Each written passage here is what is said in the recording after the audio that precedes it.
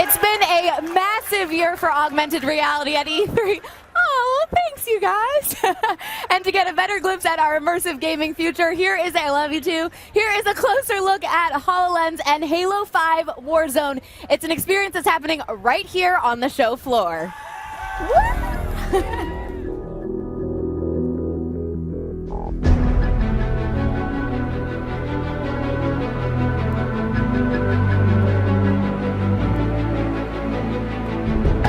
We'd always wanted a very immersive E3 experience. We partnered with our marketing teams and over the years have tried to figure out how do we get to that ultimate immersion on the E3 floor. So, I've been working on HoloLens for a long time, and Halo was always one that was like, okay, this is an obvious fit. We'll want to do something at some point with Halo.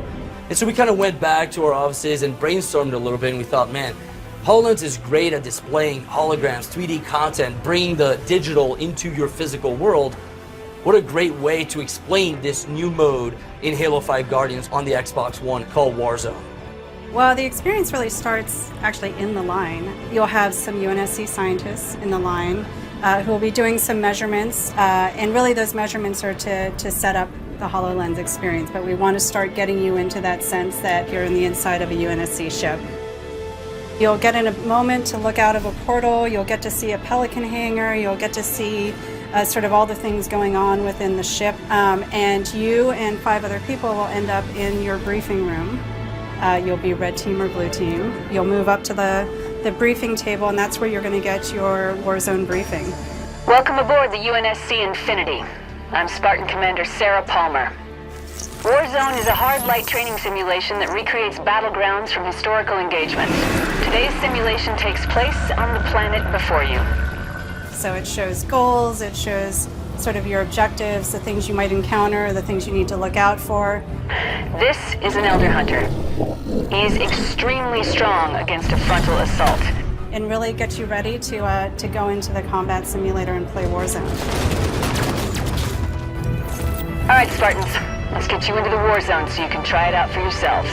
It's been really amazing just bringing people through, having them put the HoloLens on and then just light up. Like, they can't believe that they're on this spaceship, that they're getting this holographic experience. You definitely see a lot of people with open jaws as they're walking through the experience. After they have this briefing and they now understand how to play the game, they'll take out the HoloLens and then they'll go and play on the Xbox One and have a great experience.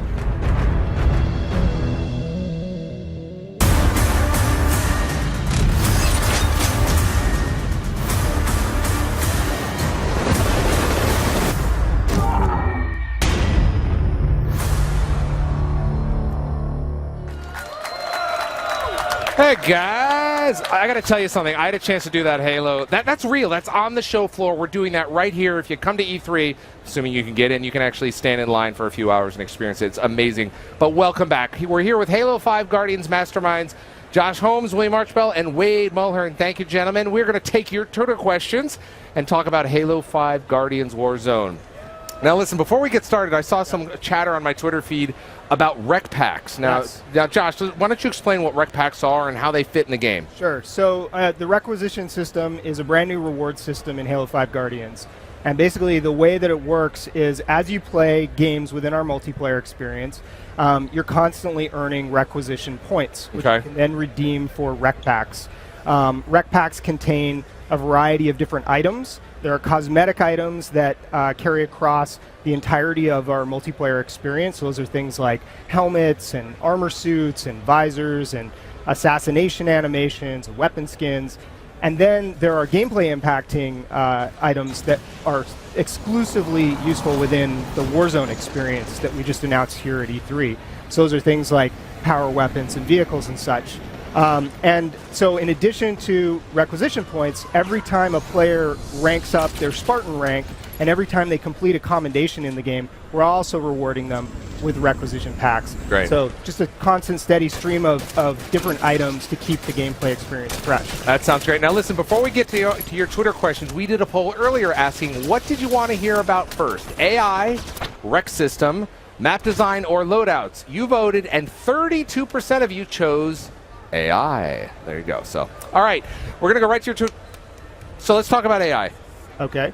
What's different? What are you guys doing in the game? Pull back the curtains and show us the AI. There's all kinds of AI in Warzone, which is the really amazing part. The Marines will back you up in your base, so you'll capture those bases, the armories, the garage. You'll see those Marines come in and help you. And this is the AI you can go up against too, which are such as hunters, the elites, the things that you're used to seeing in campaign that we're now bringing into multiplayer. Yeah, because I mean the AI in Halo has always been fascinating, so I want to see what you guys are going to do to bring it into the multiplayer experience. Because that's got to be exciting because now you have a different sandbox to work with.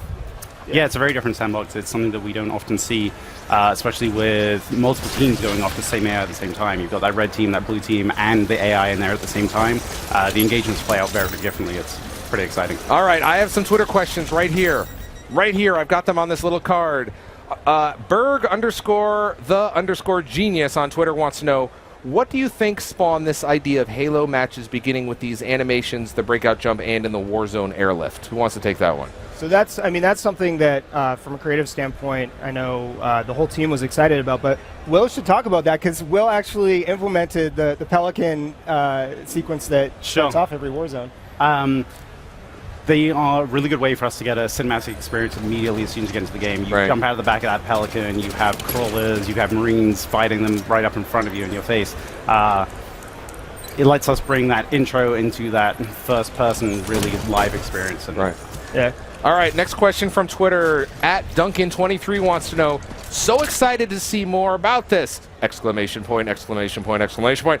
Please tell me you can Forge Warzone or at least Forge on those huge maps. For those of you that don't know, Forge is the Halo engine that allows you to, it's kind of your sandbox. You can do whatever you want with it. So we're going to be able to do that in Warzone? So Warzone, because it's such a massive scale mode, and it's really like bringing together all of these different elements of Halo and beyond any scale of experience that we've delivered in multiplayer before, it's not a mode that supports Forge. Okay. Forge is supported throughout our arena experience, but for Warzone, because there's so much going on in that mode, it's a mode that's a really, really crafted experience. All right, @Mouseline on Twitter, @Mouseline0887 wants to know, are Pelicans, broadswords, and Hornets available to pilots in Warzone? I need to know this. I'm a pilot. So there's a huge number of vehicles and weapons available in Warzone through the requisition system. And one of the new vehicles that we actually showed here at E3 for the first time in both the campaign experience that we demoed at the briefing, and then also in the Warzone experience that's playable here at E3, is the new Forerunner Phaeton. And that's a pretty cool vehicle. It kind of wrecks house when you're in Warzone if you can get it out. It's really high level, so you got to level up your wreck level to be able to bring it out. What kind of vehicle is this? It's a really great vertical takeoff. It's our VTOL. Okay. It has awesome kind of machine gun regular fire, and it has a secondary fire. So is it kind of like the Forerunner out analogous to the to the Hornet? It's a little bit. It's got some of that. Yeah. It's got some of that flavor to it for sure. But it's got a really cool, unique ability where it can kind of do these really short bursts of teleportation. Where instead of like using the same control as the Banshee boost, but you're able to then kind of juke in different directions laterally, which can be really powerful once you learn how to use it. All right, I need to hear more about that. I'm going to come down and play this. All right, @Smiles M Smith wants to know, so this means player versus aliens? Right. Yeah, you go out. It's a good mix. You can kind of choose for players who aren't really awesome like me. I can go fight AI so that I don't have to get owned by the really super strong players. But it really gives you a lot of different choices. And then once you get better, once you get more powerful, then you can go and deal with more players. All right, @Video Chameleon wants to know, is Warzone a one life game mode? Pretty simple question. No, it's definitely not. Many lives. Yeah, we do have a one life game mode in Breakout, which we showed in the arena beta earlier this year, though. All right, well, last question we have here is from Frank the Show on Twitter. He wants to know, did Halo's Warzone really named one of the bosses Baron? Really? Yes, we did. Yeah, Baron Sharom. You guys want to talk about? Yeah, what's the story back? What's the story there? There's a little bit of backstory to that. It's actually named after a guy inside of our studio who didn't realize that until we pointed that out to him. And you have a Baron working for you at 343 Industries? Sean Barron actually runs the Halo Community Feedback Program. And he's a really important part of our team. And so, but the cool thing with the bosses is we're trying to bring that personality and kind of unique individual personality and sort of sense of each boss, so that when they come out onto the battlefield, like they have just, it creates kind of a moment and a spectacle, and they're kind of more memorable. So when you're taking them out, it feels more rewarding. And when does the game come out? Game comes out October 27th. All right, and here's an exclusive for you right now. There is not a Major Nelson boss in the games.